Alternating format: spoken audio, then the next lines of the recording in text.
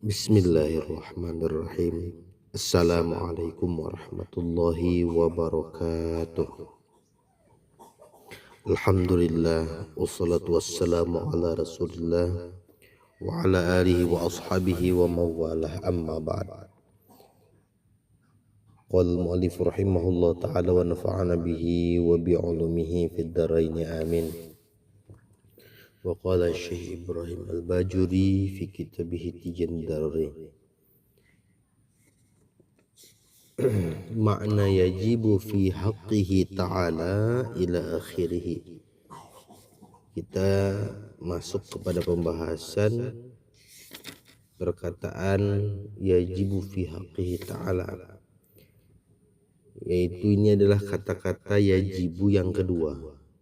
Sebelumnya kita membahas yajibu ala kulli mukallafin. Yajibu yang pertama itu adalah wajib secara hukum syar'i, yaitu adalah yang berpahala bagi yang mengerjakan dan kemudian berdosa bagi yang meninggalkan. Dan sekarang kita masuk kepada makna yajibu fi haqqihi ta'ala. Nah, maksud daripada yajibu yang kita bahas ini itu adalah yajibu bukan wajib secara syar'i, bukan tidak sama dengan yajibu yang pertama. Yajibu yang di sini adalah wajib berdasarkan secara akli, bukan syar'i dan bukan pula adi. Fi haqqihi ta'ala, maksud atau masduk daripada lafaz fi haqqihi ta'ala ini adalah sifat 20. Sifat 20-nya Allah, sifat wajib 20-nya Allah. Nah, kita bahas definisi wajib secara akli itu apa? Definisi wajib secara akli itu adalah ma yatasawwaru fil aqli wujuduhu wa la yatasawwaru fil aqli adamuhu. Artinya adalah sesuatu hal yang tidak terbayangkan oleh akal gharizi kita akan adanya, begitu pula tidak terbayangkan akan tidak adanya. Jadi bagi akal kita, akal gharizi kita sebagai manusia, yang ada di akal kita ini adalah tidak mungkin tidak ada, pasti ada. Adanya itu adalah masuk di akal kita, dan ketika dikatakan itu tidak ada, maka itu tidak bisa akal kita menerima. Contoh, kita pilih salah satu saja. Sifat yang pertama adalah wujud, Allah itu ada. Nah, maka ketika kita masukkan ke dalam akal gharizi kita sebagai Tuhan, sebagai pengatur alam semesta, sebagai Rob kita, maka akal kita sangat menerima Tuhan itu ada, memang harus ada. Dan akal kita sangat menolak kalau dikatakan Tuhan itu tidak ada, pasti menolak. Bagaimana berkuasa kalau Tuhannya saja tidak ada, kan begitu. Bagaimana berkuasa jika Tuhannya saja bagaimana mengatur dunia, mengatur makhluknya, sedangkan Tuhannya saja tidak ada. Berarti kan hanya khayali yang ada. Nah, itu kan mustahil, itu kan tidak mungkin ada. Akal kita tidak menerima.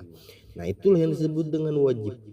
Yang disebut dengan wajib itu secara akal kita menerima adanya, dan akal kita menolak ketiadaannya. Nah, itulah yang disebut dengan wajib. Nah, wajiblah bagi Allah artinya bagi akal kita menerima dan menolak akan ketiadaannya, akan sifat-sifat 20.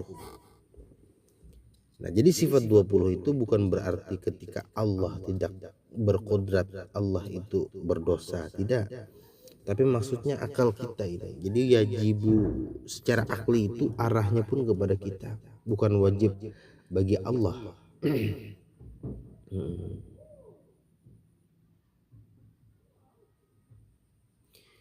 Nah, kemudian ada lagi kata-kata fi haqqihi ta'ala. Nah, sifat 20 pada haknya Allah itu adalah yang ditangguhkan kepada Allah, bukan kepada makhluknya. Artinya ketika makhluk itu mengimani akan sifat 20 Allah ataupun tidak mengimani akan sifat 20 Allah, maka Allah tetap memiliki sifat tersebut, ya. Karena sifat tersebut bukanlah ditangguhkan kepada penilaian hamba, bukan. Nah, jadi ini hanya sekedar memberikan pengenalan kepada hambanya bahwasanya Allah itu memiliki sifat 20, itu paling tidak, ya. Namun ketika hamba, walaupun seluruh hamba Allah itu tidak mengimani, Allah tetap memiliki sifat 20 tersebut. Dan kemudian sifat yang 20 tersebut itu hanya semata-mata haknya Allah yang memilikinya.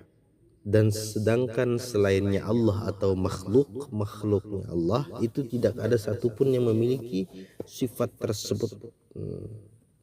Adapun ketika kita menyebutnya mirip, itu hanya sekedar tashbihut tasmiyah disebutnya, yaitu hanya kemiripan nama. Contoh, Allah itu adalah qadirun, maha kuasa, atau qudrat, berkuasa. Nah, kita suka menyebut presiden punya kuasa, itu hanya tashbihut tasmiyah. Atau kekuasaan presiden itu hanyalah kekuasaan secara bahasa manusia saja, kekuasaan yang bukan hakiki, bukan sebenarnya. Nah, dan kekuasaan yang disebut yang sebenarnya itu yaitu adalah pada hakikatnya itu adalah qudratullah, qudratnya Allah Subhanahu wa taala. Kenapa yang lain itu tidak disebut dengan kudrat? Karena pada dasarnya kekuasaan manusia itu hanya seperti fata morgana. Ada tapi tidak ada. Dianggap ada tapi sebenarnya tidak ada. Kenapa? Karena Allah itu mukhalafatul hawadis. Allah itu berbeda dengan segala makhluk. Makhluk tidak akan mampu menyamai Allah Subhanahu wa taala. Bahkan ada ungkapan seperti demikian, dan itu diungkapkan raja di atas raja, Malikul Mulki. Ya, Allah itu Malikul Mulki. Bukankah itu pengakuan dari Allah sendiri bahwasanya ada berarti raja di selain dirinya? Hanya saja dialah raja yang paling tinggi. Raja di raja atau Malikul Mulki, dan itu pun sekalipun itu hanya tashbihu tasmiyah. Mulki yang disebut setelah Allah itu raja di atas para raja. Allah itu adalah maharajanya, di atas para raja. Para raja disebut yang disudahnya Allah tadi itu hanya tasbih tasmiyah. Ya, sebenarnya tidak ada. Yang raja itu hanyalah Allah, dan selain itu bukanlah raja. Hanya saja itu tasbih tasmiyah yang dilakukan oleh manusia, oleh bahasa manusia. Dan kemudian, nah itu adalah bagian yang pertama wajib dima'rifahi oleh kita sebagai hamba, yaitu adalah sifat wajibnya Allah. Dan kemudian yang wajib pula dima'rifatkan oleh hamba yaitu adalah sifat mustahil atau sifat muhalnya Allah.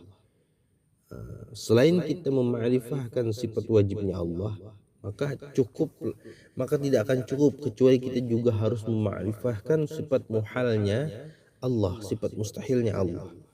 Apa itu sifat mustahil atau sifat muhal? Ma la yatasawwaru fil aqli wujuduhu wa innama yatasawwaru fil aqli adamuhu. Yaitu adalah yang tidak tergambar, yang tidak terbayangkan oleh akal gharizi kita terhadap adanya, dan hanya terbayangkan ketidakadaannya. Berarti lawan daripada wajib, kebalikannya daripada wajib. Jadi pada diri Allah itu mustahil ada dan mustahil adanya. Akal kita hanya menerima ketidakadaannya. Kalau seandainya ada, itu hal yang tidak mungkin. Nah, begitu. Seperti tadi yang akal kita hanya menerima adanya seperti wujud Allah itu ada. Dan akal kita tidak mungkin menerima ketika dikatakan Allah itu Adam, yaitu tiada. Nah, Adam itu adalah sifat mustahil. Mustahil Allah itu tidak ada.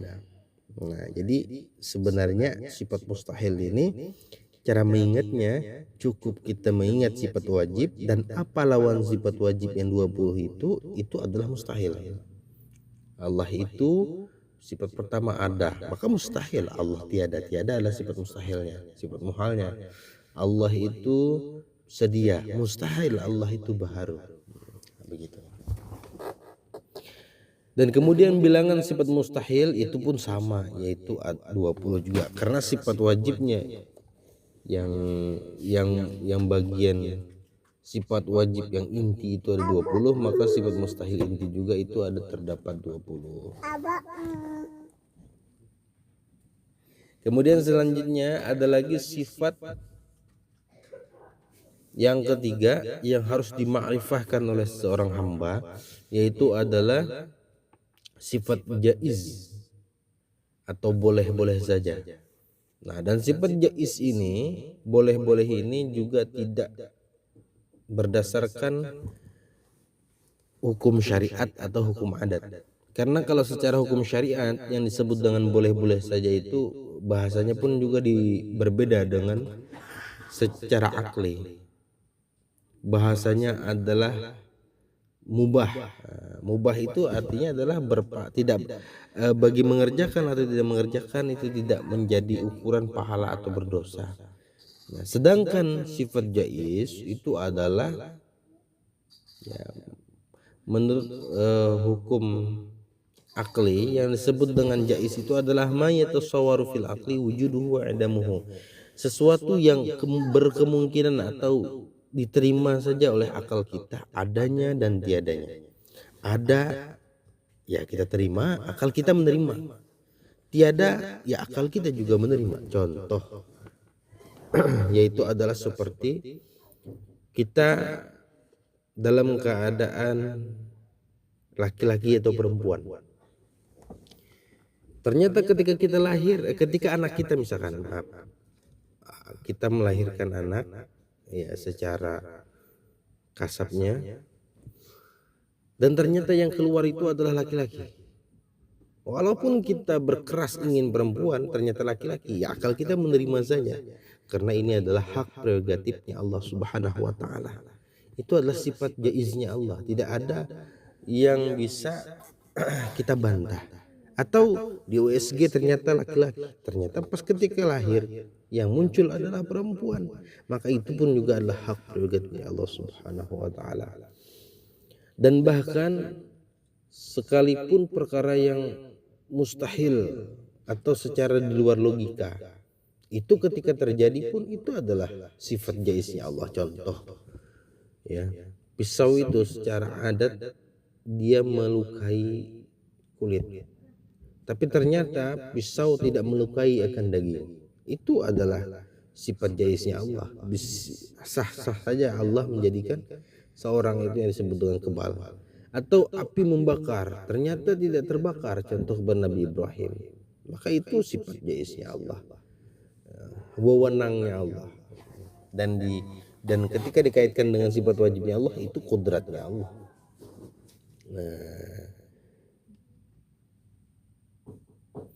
Nah, adapun sifat jaiznya Allah itu yaitu adalah fi'lu kulli mumkinin aw tarkuhu, yaitu haknya Allah untuk melakukan sesuatu tersebut atau meninggalkannya. Nah, inilah 3 iman kita kepada Allah yang harus kita sempurnakan. Ma'rifahnya kita kepada Allah, kita untuk mengenal Allah itu ada 3 poin yang harus dikedepankan terlebih dahulu, yaitu adalah ma'rifah kepada wujud sifat wajibnya Allah, ma'rifah kepada mustahilnya Allah, ma'rifah kepada jaiznya Allah.